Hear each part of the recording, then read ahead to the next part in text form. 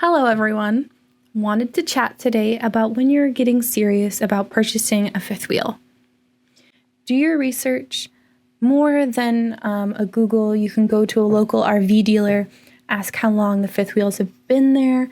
Even better is to visit a manufacturer and take notes. And once you're inside the coach, close the door and be as quiet as possible. See how the floor feels. What do you hear when you walk up and down the coach? How stable is it? Take a close look at the doors, the cabinets, the drawers. Are they strong? Are they real wood? Are they hollow core or solid core doors? Turn on the heating and the cooling, and how does that sound? Take a look at the appliances. Are they residential? Are they in good new quality? And now do the same thing with a Luxe.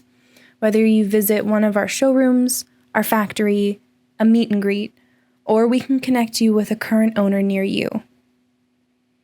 Always feel free to drop a comment or give us a call, 844-284-6678.